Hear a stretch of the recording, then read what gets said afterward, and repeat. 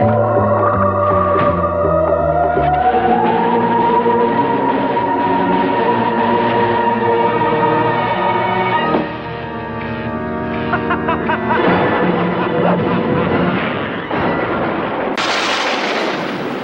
Penn and Teller on duty at TNT's Monstervision.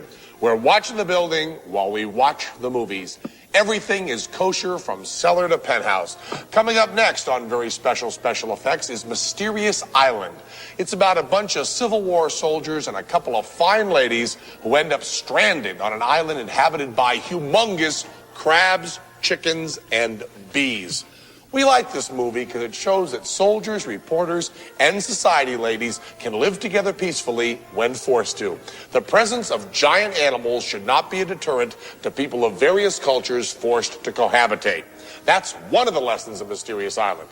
Among the things to look for in Mysterious Island are a bunch of soldiers who must have missed the day in boot camp when a drill instructor told them, if you fall off a balloon and you have to swim to a deserted island, take off your boots. Also, Mysterious Island reinforces the notion that when foodstuffs are made giant, they can be really, really scary. Teller is fighting with a giant hero sandwich. Stay tuned for Mysterious Island and thrilled to the excitement of lines like, this is an island, all right. There's nothing but water all around. Fight the provolone. Oh, is it all done? So you won, huh?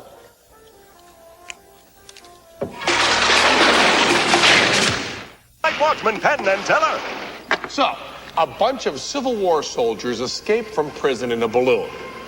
None of the guys really knows how to fly a balloon, so they're just floating up around there for several hours. They finally get the balloon down low enough to see a monomaniac who's breeding larger-than-life animals on an island. So they yell down to the monomaniac, where are we? And the monomaniac looks up and says, you're in a balloon, you damn fools. That's a little Bert and I story that we adapted specially for this. We're Penn and Teller, and now back to Mysterious Island on TNT. Not there's the spring people.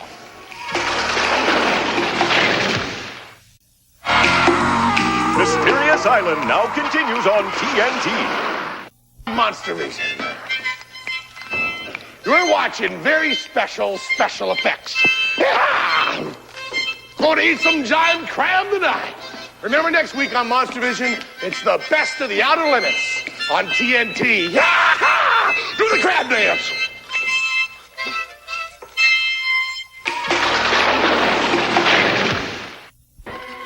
Ben Gillette, back with you in the middle of Mysterious Island. Just as Michael Callan has done in tonight's movie, Teller is trying to prove his manhood by fighting a giant chicken. In my neighborhood, nothing says real man better than that. We'll be back to Mysterious Island in a minute. After Mysterious Island, stay tuned for Clash of the Titans as very special effects continues on TNT's Monstervision.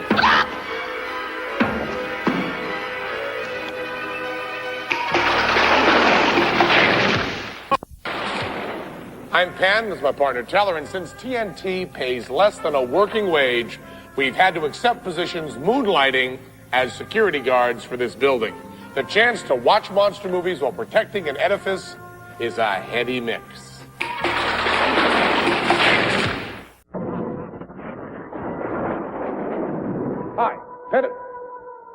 Hi, Penn and Teller back with another night of TNT's Monstervision. Tonight, it's the best of the outer limits.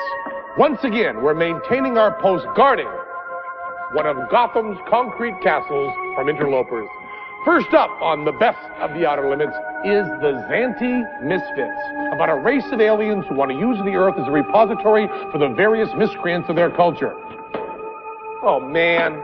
Not again. Hey, if this ever happens to your TV at home, just give it a good whack on the side with your trusty nightstick. That's better.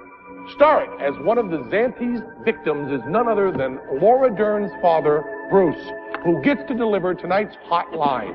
A runaway wife and a three-time loser must always go forward. What? Finally, this is the episode of The Outer Limits that scared a little 8-year-old Penn Jillette so much that I could neither take out the garbage nor sleep so that it was originally broadcast. My parents said, no more Outer Limits. I'm about to see it again for the first time, so here comes the Zante Misfits.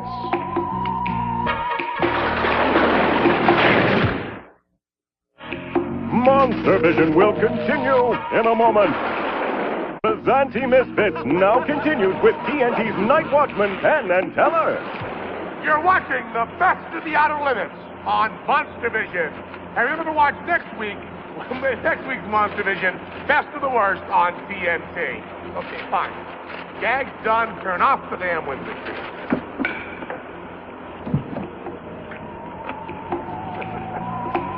Turn it off. Our night of the best of the Outer Limits now continues with TNT's Night Watchman, Penn and Teller. Penn and Teller back with you in the middle of the Zante Misfits. Just a reminder, criminals are scary. Aliens are scary. Insects are scary. Alien criminal insects are really scary. The best of the Outer Limits continues in a minute, and right after the Zante Misfits, make sure to watch William Shatner in Cold Hands, Warm Heart. Back in a minute. Let me get that for you.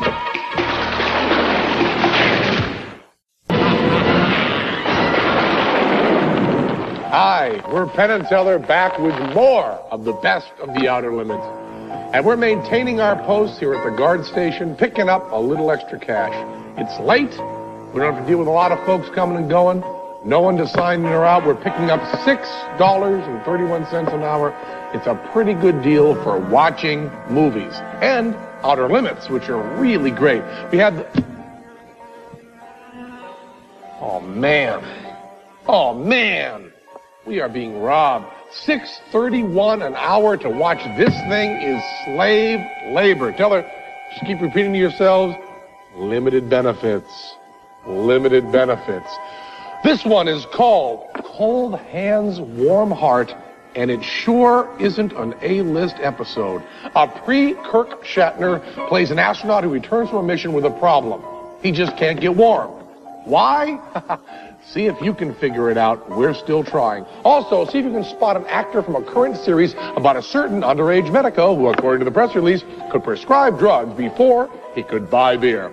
Also, there's a new trend in New York City making the rounds called celebrity math, which is adding or subtracting one celebrity to another to get a third. A good example would be Elvis Presley plus Bela Lugosi equals Keith Richards. The equation you can use while you watch Cold Hands, Warm Heart is Laurence Olivier minus Laurence Olivier equals William Shatner. Hope you enjoy it. See you in a little while. Thanks.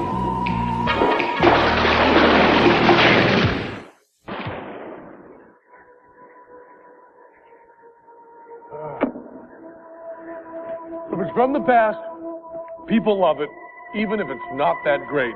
Like this episode of The Outer Limits. Combine a corny script with the never subtle emoting of William Shatner and... Well, Shatner does get to deliver a great line when he says, "Give me a pill, I've got a job to do." So stick it out, hang in there. The next one is great. It's Martin Landau in The Man Who Was Never Born. One of the best. Teller, is it hot in here or am I crazy? Whew. Teller's hottest line tonight comes from Nightmare.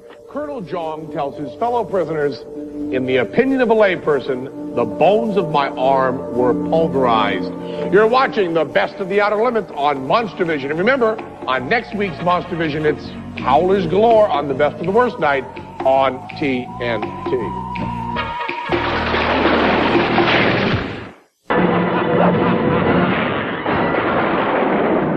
My name is Penn Jillette with my partner Teller, back with more of the best of the Outer Limits on TNT.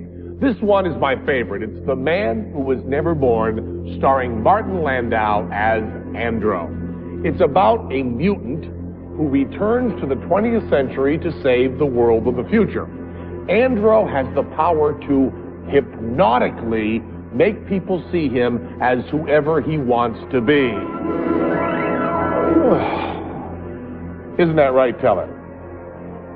In this story, Not only does Andro transform from man to mutant, his wardrobe goes from the natty black suit of the Eastern academic to your standard mutant's garb of frayed vest, oversized military surplus sweater, and big wool blankets around the legs. It's amazing how he can mutate and carry a change of clothes with him at the same time. Huh, Teller? Got the change of clothes and everything. Like the characters in most of these stories, Andro never realizes that by going back in time to destroy the creator of the plague, he's eliminating any chance of his existing in the future. But the really big thing that I'm wondering about, the really big question is, if you have the power of hypnotic suggestion, why would you choose to look like Martin Landau instead of, I don't know, Mel Gibson? And why on earth would anyone choose to look like Teller? I tell you, life's tough with a toad face. Find out. Watch The Man Who Was Never Born on TNT.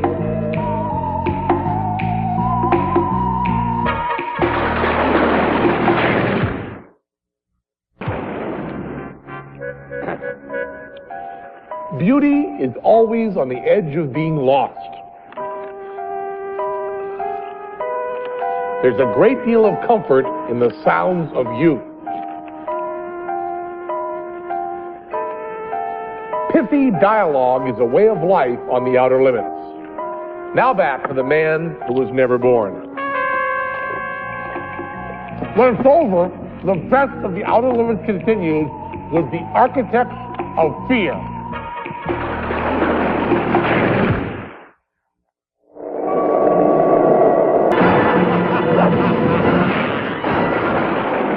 Coming up next on the best of the outer limits is a classic, The Architects of Fear. It's about a group of scientists who set out to scare the people of Earth into working together against a common enemy instead of fighting each other. The show stars Robert Culp as a scientist chosen to undergo a horrible mutation in an effort to achieve peace. This is really an exceptional episode of The Outer Limits, right from the opening scene, which is directed and shot beautifully. The best Outer Limits scripts were suspenseful, but always had an extra layer hidden in a good story. This is one of those. We learned a lot from this. If an alien creature really appeared, the people of Earth would have to get together to...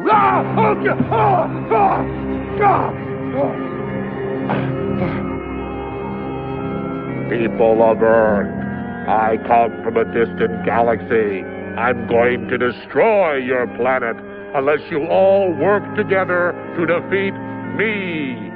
I need everyone, especially the Serbs and the Croats. We'll need their help if you're going to conquer my people. Well, we're giving it a shot, whatever we can do to help. Watch The Architects of Fear on the best of the Outer Limits. For God's sake, people, can't we all get along? Ha! Just a little reminder from your pals, Penn and Teller. Despite what you might see on the best of the Outer Limits here on TNT, radiation burns are not the best way to cauterize gunshot wounds. We highly recommend using cigarettes.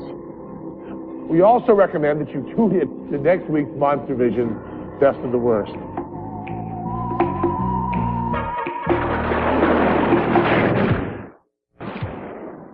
Oh, Teller, give a hand with that box over there, would you please? Where's the box going, man? To the scientists making unilateral decisions about the fate of mankind?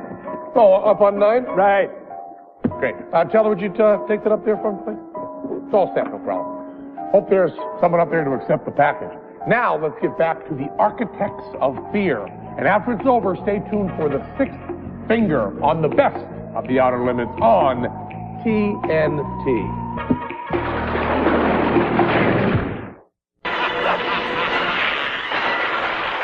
How you doing? Penn and Teller here, guarding the building and watching TNT's The Best of the Outer Limits. Coming up next, an episode called Sixth Finger, where a Welsh miner evolves 1 million years into man's future. In keeping with the evolution theme of this episode, my partner Teller is going to devolve himself into another life form. He'll be achieving this transformation in one of the elevators right here in the building. Teller gained the ability to devolve through a series of graduate courses taken at various universities overseas. Ready, Teller? Hit it, man. While Teller's devolving, I'll tell you a little about our story. David McCallum, the man from Uncle, is the miner who volunteers for a scientist's experiment in evolution. The producers of The Outer Limits seem to think the lowest form of life on the planet was the Welsh miner. McCallum rapidly evolves 1 million years, through which he develops a sixth finger and learns to say stuff like, "Your ignorance makes me ill and angry." Real classic. The makeup for this episode was created by John Chambers, who won an Oscar for Planet of the Apes, which incidentally is Earth.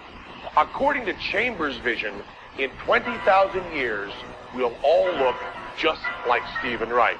Oh, sounds like Teller's ready. My partner Teller, devolve. Amazing. What a special effect. Now it's time for the sixth finger on TNT's The Best of the Outer Limits. The sixth finger. I don't know if it really looks that good. Let me just get it off there. Ow! Boy, there we go. Now, that looks better, doesn't it? See you soon. When the script for The Sixth Finger was originally written, the author wanted Gillum to devolve as far as a fish. ABC, the network that originally carried The Outer Limits, censored that and would only allow Gillum to go as far back as early man. They were worried about offending their creationist viewers. I know it's 30 years later, but I was just wondering how many letters ABC would have gotten if they had simply stated the truth. Creationism, as stated in the Bible, is a myth, and evolution is a fact. We're going to find out. Send your letters to Penn and Teller at this address. We're just trying to keep things interesting and tell the truth after 30 years.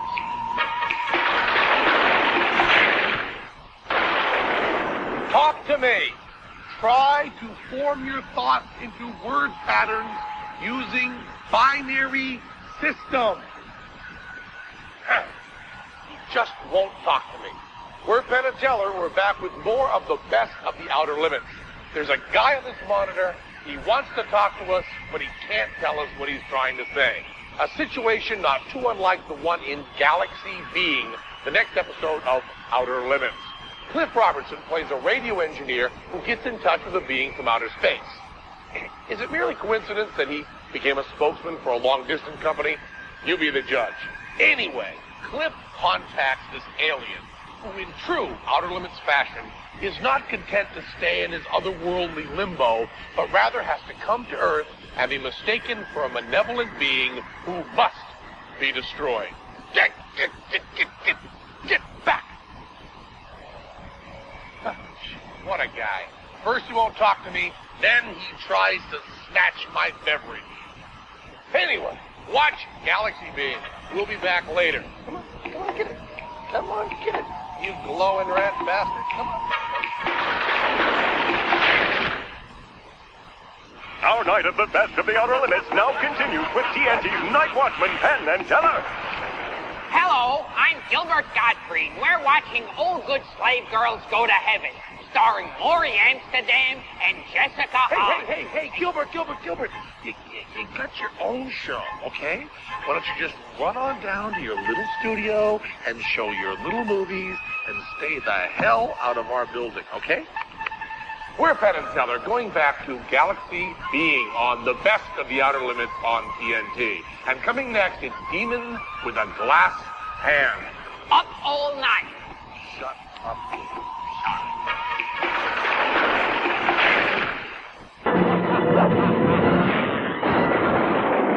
We're We're Penn and Teller, ever vigilant as the best of the outer limits rolls on with Demon with a Glass Hand. Robert Culp stars as Trent, a guy on the run from an alien race known as the Kybin. The Kybin are after Trent because he's escaped into the past with a glass hand that's actually a computer. Trent's hand is missing 3 fingers, which the Kybin possess. If he doesn't find them, he doesn't save humanity. Now, don't go looking for a monster in this one. You're just going to be disappointed. When the show was originally produced, ABC liked to have a monster every week. And this episode, no monster.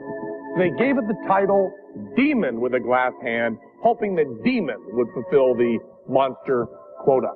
It should have been called Guy with a Glass Hand because that's exactly what Robert Culp is. Robert Culp was a mainstay in The Outer Limits, and his performance here is, as John Simon might say, feral and dangerous. But that's enough information. Now you now watch Demon with a Glass Hand. Monstervision will continue in a moment. Tomorrow night at 8, he will be released. I made him. I must destroy him. Who is he? The devil! He's not dead. He's here. Randy Quaid, Patrick Bergen, I will destroy you! Frankenstein, a terrifying motion picture from TNT. Tomorrow night at 8. TNT engineers working around the clock have discovered 4 o'clock is a great time to watch a movie. Really scary movies with monsters and guys wrapped up in tape every day at 4 o'clock begins Monday on TNT. Demon with a Glass Hand now continues with TNT's Night Watchman, Penn and Teller. Penn and Teller back with you with some more secrets of showbiz. This time, look like a Kybin in 15 seconds or less. Simple household items get the job done. Teller is applying a simple swimming cap. Then take your mom's mascara, just a little, she won't mind, and put it all around your eyes. Voila! You're a Kybin. Now back to Demon with a Glass Hand. Hang loose and stay tuned for iRobot, the next episode on TNT's The Best of the Outer Limits.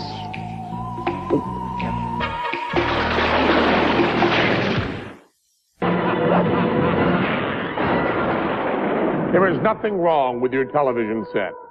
How do I know that? Maybe you want it cable ready, you have too many remote controls, well, never mind. Do not attempt to adjust the picture. We are controlling the transmission. We will control the horizontal. We will control the vertical. We will control the contrast, even though you clearly like it where it's already set. But we are, after all, in control. We can change the focus to a soft blur, or sharpen it to crystal clarity, or sharpen it to crystal clarity, or we can just change it to a different kind of soft blur. We can block the image with a coin trick while it's still pretty blurry to even see the coin trick, or we could just keep it blurry and slap it with a pizza. I don't know. We could just turn it off if we want, but we don't want. For the next hour, sit quietly and we will control all you see and hear. We know it sounds a little fascist, but trust us, it's a good show. You're about to participate in a great adventure. You're about to experience the awe and mystery which reaches from the inner minds to the outer limits. We always wanted to do that. We never really had a bank of security monitors before. This episode is called I, Robot, wherein a robot goes on trial for the murder of his creator. Crystal clarity. We can focus it, we can keep it. iRobot now continues on TNT. Our night of the best of the Outer Limits now continues with TNT's Night Watchman, Penn and Teller. We're Penn and Teller, nearing the end of the best of the Outer Limits, and we're in the middle of I, Robot. This was one of the... Whoa. Where do you think you're going? Hey, I'm from Pizza Anytime. I got a large with everything and some salads for Silverman and Pierce. Silverman and Pierce, 19? Yeah, that's right.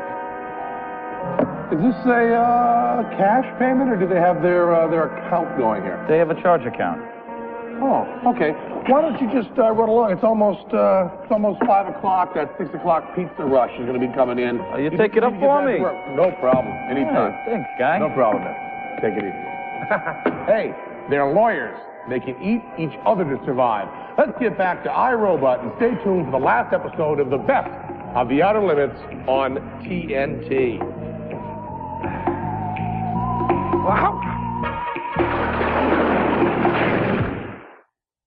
iRobot now continues with TNT's Night Watchman, Penn and Teller. Teller's hottest line tonight comes from Nightmare.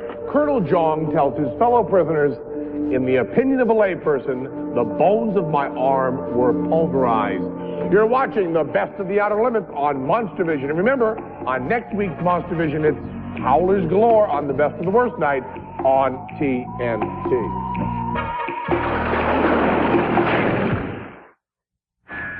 TNT's Monstervision brings you the best of the worst sci-fi movies ever made. Hosted by Penn and Teller.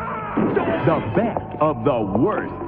Next Saturday night, only on TNT. They call me Teller. My partner Penn does all the talking, which gives me a chance to do a lot of thinking. We're starting our fourth and final night hosting TNT's Monstervision. TNT's measly pay has forced us to moonlight here as security guards. The last cable job we ever take. But the chance to watch monster movies while protecting this edifice from intruders is a heady mix, providing me with much input for my latest experiment. I'm looking forward to tonight's first movie, the TNT original Frankenstein.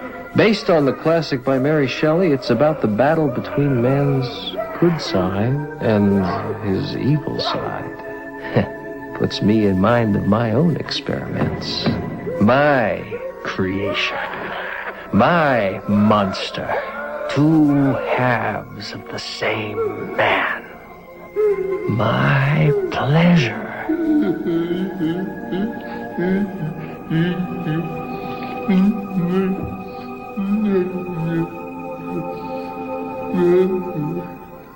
My pain.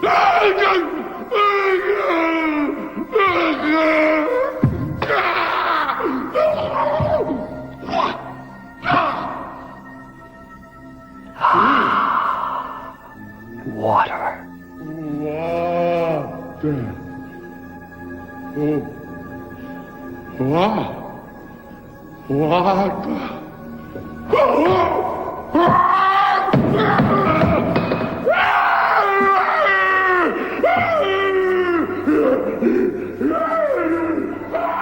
He may be going off to terrorize people at random.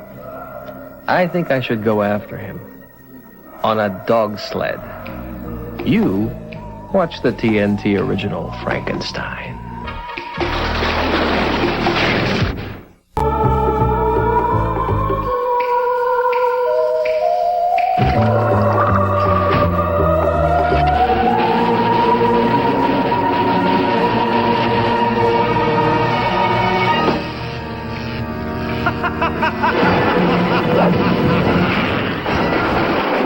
We're Penn and Teller, guarding the building, watching the movies, back with more of Monsterama. Coming up on Monsterama, it's The Howling, directed by Joe Dante. It's about a Los Angeles anchorwoman who heads to a California spa inhabited by werewolves. The effects are truly amazing. The werewolves are made up to look just like John Carradine and Slim Pickens. One thing that makes The Howling more than just another anchorwoman turns into night-stalking lupine film are the appearances by other filmmakers. Early in the movie, the guy waiting outside the phone booth is Roger Corman, king of the low-budget horror movie. Also, look for the morgue attendant, played by John Sayles, king of the low-budget art house movie. And Chris, the news producer, is Dennis Dugan, king of the low-budget John Ritter movie, Problem Child. There are a pair of rules that seem to reoccur in The Howling as well as in many other monster movies. 1, never call the police.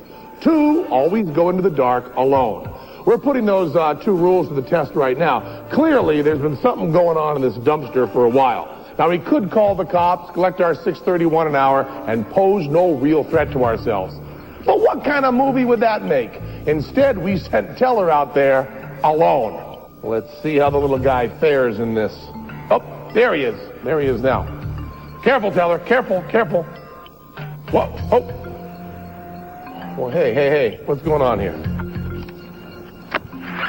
Teller, what's going on? Teller? Oh, it's just Reggie. Okay, it's just Reggie. That's Reggie. He's a performance artist with a loft across the street. He's preparing a theater piece, and the building managers let him run around in the garbage to rehearse. Sometimes the dark holds forbidden terrors. Sometimes it holds friendly, unemployed actors. We'll be seeing more of both in The Howling, coming up on TNT Monsterama.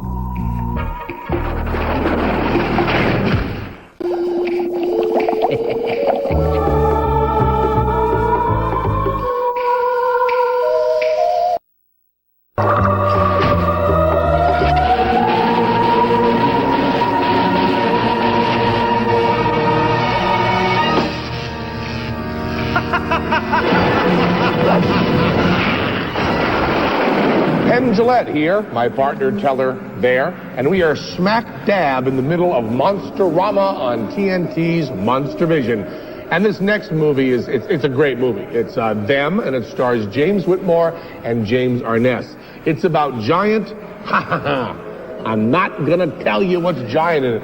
When this movie was first released, 1954, the monsters weren't revealed in the advertising. None of the advertising. When they came on screen, audiences were terrified. They freaked. Them is also notable for familiar faces in the cast. Leonard Nimoy as a soldier, Richard Deacon from the old Dick Van Dyke Show, and the guy who played Patty Duke's father, who is William Shallert. The best thing about Them is that it's a mystery story wrapped up in a science fiction movie. Think of it like Alien, only the monsters are... I'm not going to tell you. I almost slipped, but I'm not going to tell you. Okay, one last thing. The correct pronunciation is zoology, not zoology. The fact that there are zoologists in this movie saying zoology is really the only factual flaw in this otherwise perfect movie. Everything else could happen and did happen because, as you all know, it's based on a true story. What's this tell? Okay. We're about to start the movie. After I watched a little bit of the beginning because it's great. I have a phone call to make. I have to call my aunt and wish her a happy birthday. I'll see you in a while, and enjoy the movie on TNT.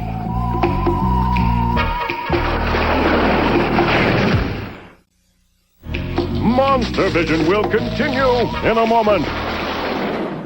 We are Penn and Teller, and you are watching Monsterama on TNT. Teller's hotline tonight is an exchange from Them. James Arness is told that all parts of the ant's nest should be well saturated, to which he replies, boy, if I can still raise an arm when I get out of this place, I'm going to show you how well saturated I can get. Back to Monsterama in a minute.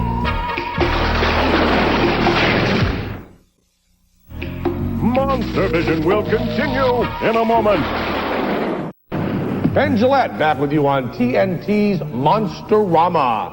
My partner Teller just got back from his rounds and seems to have fallen into some kind of trance. The only thing I have handy to bring him around with is this little bottle of formic acid. See, it's really formic acid. As you can see right there, it's written formic acid.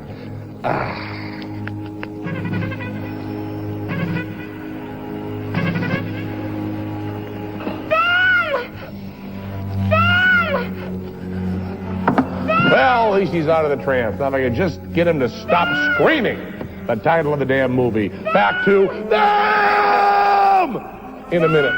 All right, Teller, it's cool. It's funny. Real funny stuff. Funny, witty, clever.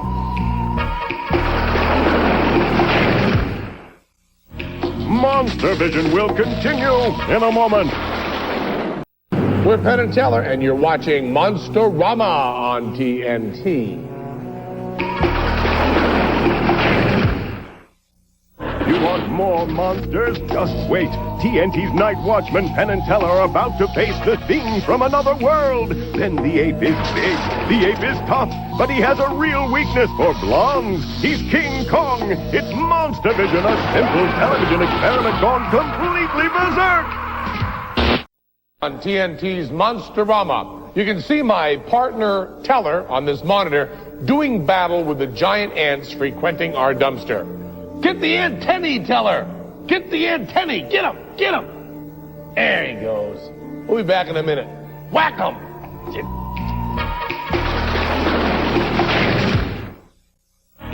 Monstervision will continue in a moment. Watching the building and watching them on TNT's Monsterama. Now, we've seen how the giant ants make their way into Los Angeles through the storm drains, which I think is the same way Mickey Rourke got there. But the question is, could insects of such mammoth proportions survive, much less terrorize a whole city? The answer, despite the fact this is a great movie, is no. It's physics. It has to do with the ant's exoskeleton, which wouldn't be able to support an ant if it got as large as the ones in this movie. You see, weight increases in proportion to the size cubed, while strength only increases in proportion to the size squared. The bones of a mouse are small, itty-bitty, in proportion to the body, just as an elephant's bones are large. If an ant's body grew as large as the ones in them, its legs would be too huge to move because the exoskeleton is so thick, there's no room inside for any muscle. So you have a big, scary ant that couldn't move. You got that? There's a reason they call it science fiction. Back to them in a moment, then stay tuned for James Arness again in The Thing.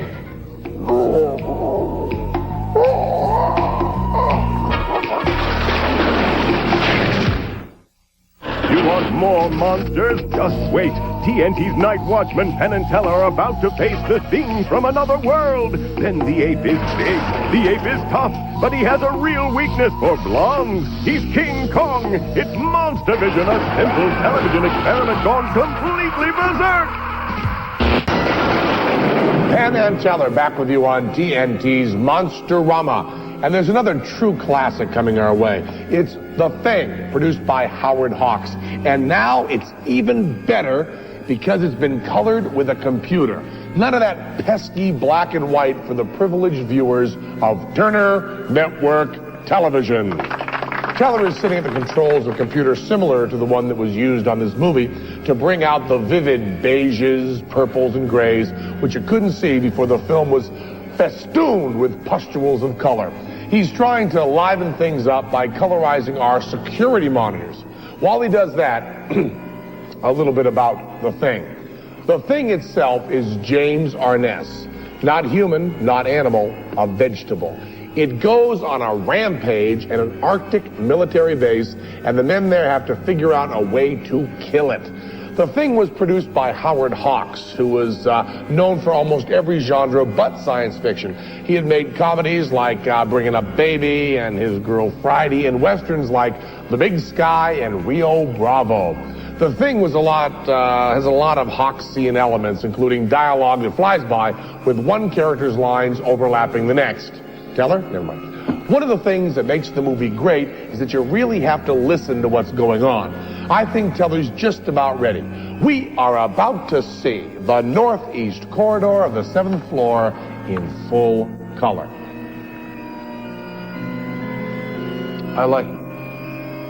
I like it. I do like it. It has a little more, well, subtlety than Ted's coloring of this movie. Coming up, it's The Thing in full color. But here's a reminder, if you want to recreate the experience of sitting in a theater and watching this for the first time, get yourself a box of Juji Fruits and turn the color knob down. Yeah, you do lose the brilliant computer-generated palette, but you'll feel like you're at the Rialto on a Saturday in 1951. Try it. We'll see you in a while.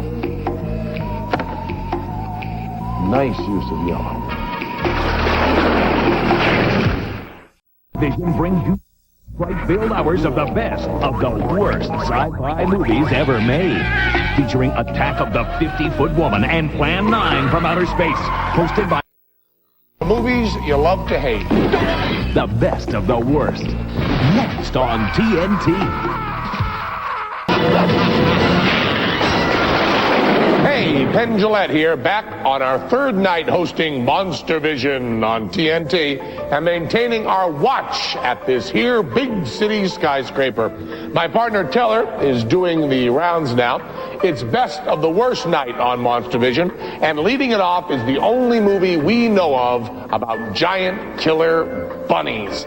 It's Night of the Lepus, based on the novel Year of the Angry Rabbit. I didn't make that up. Check the credits. I haven't read the novel yet, but Teller finished it just a few nights ago, and he was actually rather freaked. The movie takes place in the Southwest, where a bunch of cuddly little bunnies have been radiated and grown to the size of, they want us to believe they've been grown to the size of cars, but it's painfully clear they haven't grown at all. They're just rabbit-sized rabbits shot in slow motion and trashing a little tiny ranch.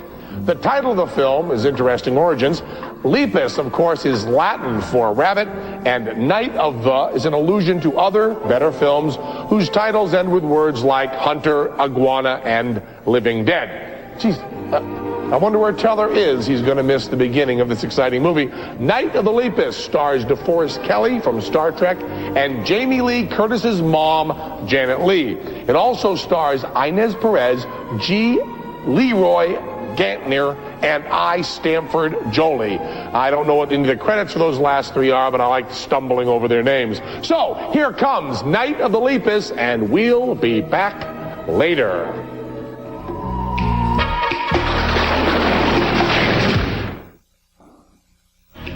Monstervision will continue in a moment. Of Night of the Lepus on TNT's Monstervision. Look what Teller just got for his niece. It's the Night of the Lepus action figure with Rory Calhoun Ranch sold separately. It recreates all the carnivorous thrills of Night of the Lepus. Let's see how it works. You got the batteries in there, Teller? Ah! Oh no! Oh no! Giant carnivorous bunny! Ah! He's knocked over the farmer! He's not over the farmer! He's going after the horses! Ah! Run! Run! Run for your lives! Ah! Look at he's running through the cow pasture! Run to the cow! Ah! Look at that! Ah! Destruction! The cows are being killed! Ah! Oh, the horror! He's gonna pick up the silo! Oh my God! Get the kids in the cellar! Save yourself! Killer bunny! Killer bunny! Ah! We'll be back with Night of the Lepus. Save yourselves! Oh! Ah! Ah! Oh, he's coming after me! He's got my throat! I'm Bill Lamore! I'm Bill Lamore! Monstervision will continue in a moment. Age, we've had to accept positions moonlighting as security guards for this building. The chance to watch monster movies while protecting an edifice is a heady mix. The best of the worst slithers on with Zsa Zsa Gabor sporting slit skirts and doing her best acting impression in Queen of Outer Space. And next Saturday night, those golden boys of TNT, Penn and Teller, run screaming through a monster-rama. It's Monstervision, a simple television experiment gone completely berserk. Middle of Night of the Lepus on TNT's Best of the Worst. We're maintaining our watch of the building and the movie, and I'll tell you, watching one of these is a lot harder than watching the other. Right after Night of the Lepus, stay tuned for Queen of Outer Space, starring Zsa Zsa Gabor. My name is Penn Jillette. This is my partner. Teller! Killer rabbit got Teller! We've had an emergency. A killer rabbit has eaten my partner, Teller. I must fight him. Better not really hit a rabbit. It look bad. Let's go back to Night of the Lepus. I'll be battling the rabbit. Should I hit him with the antenna? See the Teller blood? My name is Penn Jillette. This is the remains of my partner, Teller. Monstervision will continue in a moment. Monstervision. Remember, on next Saturday's Monstervision, it's Monsterama.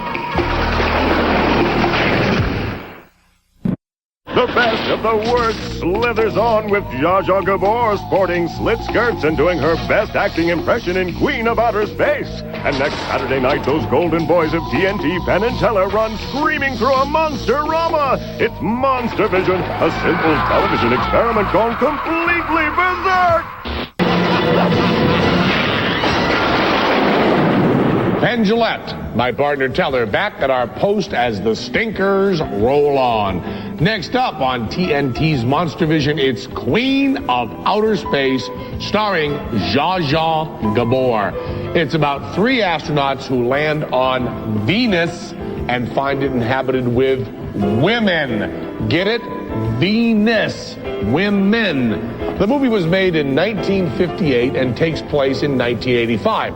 Now, we all remember 1985, so we know that its vision of that year is just a little off, what with manned missions to Venus and chaise lounges and rocket ships and all of that. 1958 and 1985 are 27 years apart, and Tell and I wanted to show you what we think life will be like for 2 security guards 27 years from now. What kind of brave new technology will we have to contend with? Now, this vision may frighten you, it may disturb you. We take you now to the year 2020. Okay, so you did the rounds on 7 and 10, and there's no one on 8 and 9. Those are completely locked up. So those are all locked up. So there's only 7 and 9. You got your lunch here? Why don't you take like a half an hour or an hour, and I'll run out and do the rest of the rounds if it's necessary. I'll just keep an eye on the monitors. Okay, you just gonna be in the lunchroom? Good. Kind of gives you the chills, doesn't it? To think of what we might have to contend with in just 27 short years. Speaking of contending with things, it's time to endure Queen of Outer Space and hear things like, the lives of everyone on Earth depend on Captain Patterson's sex appeal. We'll be back later.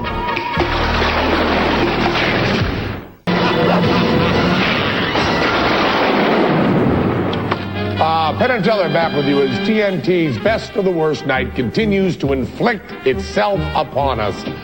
Coming up is the attack of the 50-foot woman, which isn't really a science fiction movie. It's more like scenes from a marriage, only the wife grows up to be 50 feet tall. We really aren't the guys to be talking about this movie because it really isn't a monster movie. It's just sex. They should have called in a different team for this one, maybe Siegfried and Roy or something.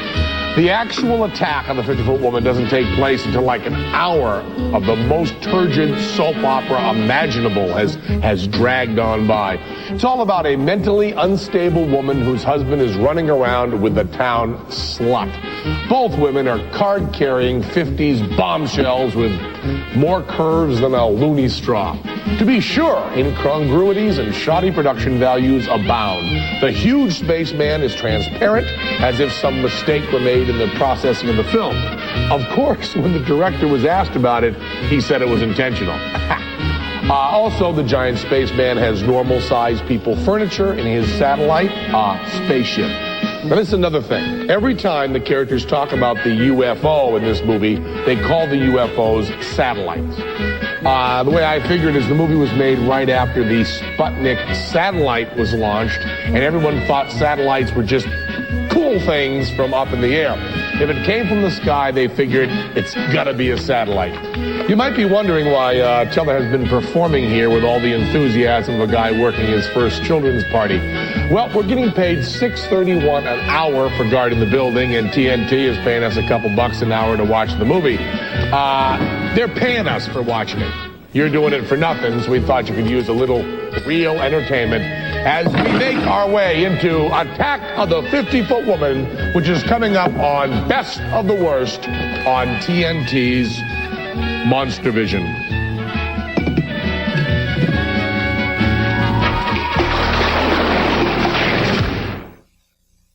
Up next, the best of the best of the worst, or the worst of the best of the worst, possibly the best worst movie ever made. Plan 9 from outer space. And next Saturday, Penn and Teller face Monsterama. It's Monstervision, a simple television experiment gone completely berserk. You know, it's a good thing they don't clean this lounge out very often. Look what we came across. It's the July 1959 issue of Playboy with Playboy's Beat Playmate, who happens to be a 23-year-old centerfold named Yvette Vickers, who plays the slatternly Honey Parker in 50-Foot Woman. This isn't a joke. We really have the pictures, and I got to set it up for a minute before I hold it up to you. But, excuse me, Tom. Just slide that there, and then you can see. Now, look at the face. Look at the face. It really is. That's really Yvette. Look at Yvette's face, and we can almost show you the whole thing here. Look at, she's wearing a shirt in the centerfold, and I don't know how many of you are real, in case you have a really good freeze frame, and I don't know how many of you are real nuts for kind of wacky pictures, but the photography is, I don't know if you can see this, but you better take my word for it. The photography is by Russ Meyer. Huh? Is that a collector's item? And they just call her Beatnik Chick all the way through here. She's so crazy and reckless and uninhibited, she might race a jag in the desert just for kicks. She has strong opinions and is more than a bit of a rebel, frowning prettily on conformity. Stay tuned for slightly less interesting pictures of Yvette as Attack of the 50-Foot Woman continues on TNT's Monstervision. Clip.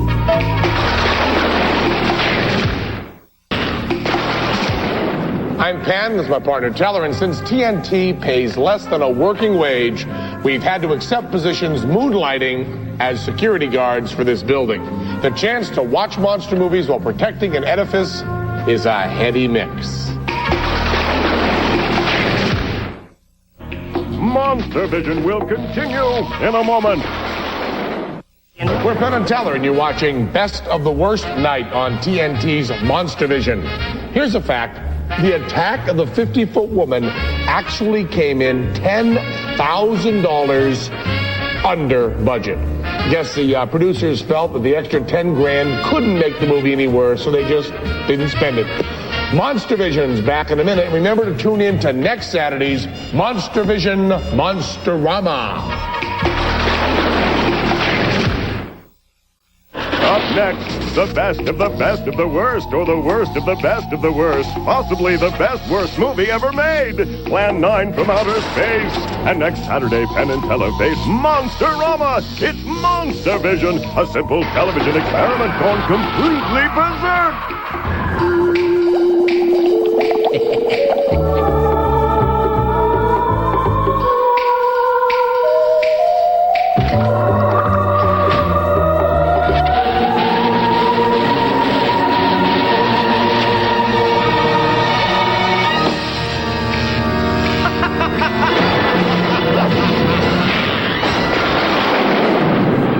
It's late at night. We're the only people up, us and all the other security people maintaining their vigils, signing out the people working late, making sure the corridors are free of intruders. A lonely life. But tonight, we're lucky because it's time for Plan 9 from outer space. We're Penn and Teller, back with more of TNT's Monstervision. It's Best of the Worst Night, and it's time for Plan 9 from outer space, the much maligned film about alien grave robbers who come to Earth. People trash movies like Plan 9 for everything, for a lack of continuity, bad acting, cheap sets. But I will tell you, I will take a week's worth of Plan 9 over one viewing of anything ever made by Merchant Ivory. I have seen Plan 9 from outer space 7 times. Personally, I am not kidding. And who do you know who has seen A Passage to India more than once except the director? Reds, Gandhi, The Turning Point, Out of Africa, anything with Emma Thompson, anything with Alan Alda, A River Runs Through It, A Passage to India, any Merchant Ivory film, as I said before, Chariots of Fire, A Bridge Too Far, any Woody Allen movie after Annie Hall, Exodus, anything hailed for its cinematography. If they mention cinematography, it's lousy. Anything that Joel Siegel didn't want to end, Dances with Wolves, yes! You know the movies, films, they call them films, that we're talking about. These are the ones that you hear Joel Siegel praising, saying, I wish this movie would go on forever. Well, we saw these damn movies, and Joel got his wish. They went on forever and ever and ever and ever and ever. Why couldn't Joel have wished, like every other American man, for a 12-inch keyboard player? This movie may have sloppy sets. It may have trouble distinguishing between night and day, no doubt about it. But at least it's not self-righteous, self-absorbed, and most important, boring. Ed Wood's movies did not come out as good as he wanted them to. Reds and Gandhi and all this other junk came out better than they wanted them to. In terms of just good old hollering fun, these movies couldn't wash the boots of a movie like Plan 9 from Outer Space. It's a movie. So, to our fellow sentries, you get ready to enjoy a movie, not a film. Finish your round, shake some dew off your lily, and strap in for Plan 9 from Outer Space. We'll see you later on TNT, because, brother, this one ain't done by Merchant Ivory.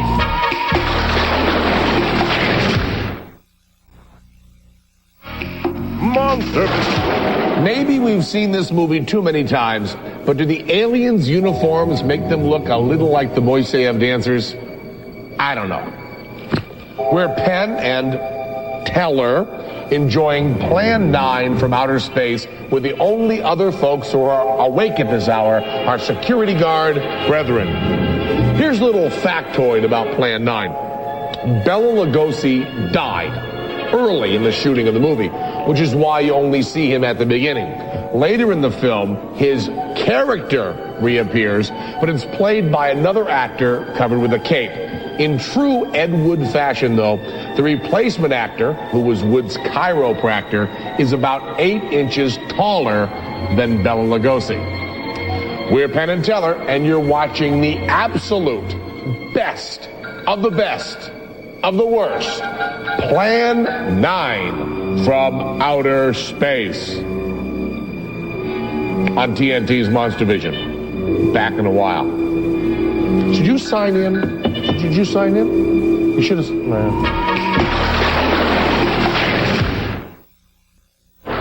You think this movie's bad? Well, wait till you get a load of the Monster coming up next. And next Saturday, TNT's Night Watchman, Penn and Teller, boldly take you on a guided tour of Monsterama. We are Penn and Teller, and you are watching TNT's Best of the Worst night on Monstervision. Teller's hottest line tonight comes from Billy the Kid versus Dracula. Uncle Dracula has heard about the town's female doctor and wants to talk to her, so he asks, where do I find this backwoods female pill slinger? More howlers like that one coming up on Best of the Worst. Don't forget to join us next Saturday's Monstervision special, Monsterama. Modern women, yeah, they've been that way all the way through the ages, especially in a spot like this. What? Let me try this one.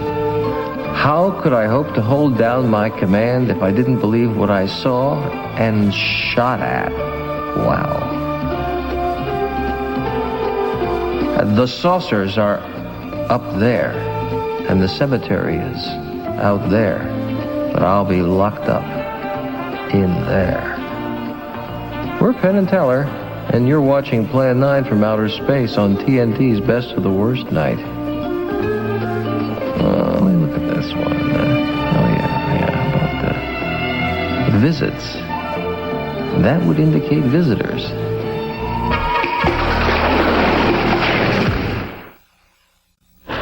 You think this movie's bad? Well, wait till you get a load of the Monster coming up next. And next Saturday, TNT's Night Watchman, Penn and Teller boldly take you on a guided tour of Monsterama. This is Monstervision, a simple television experiment gone completely berserk.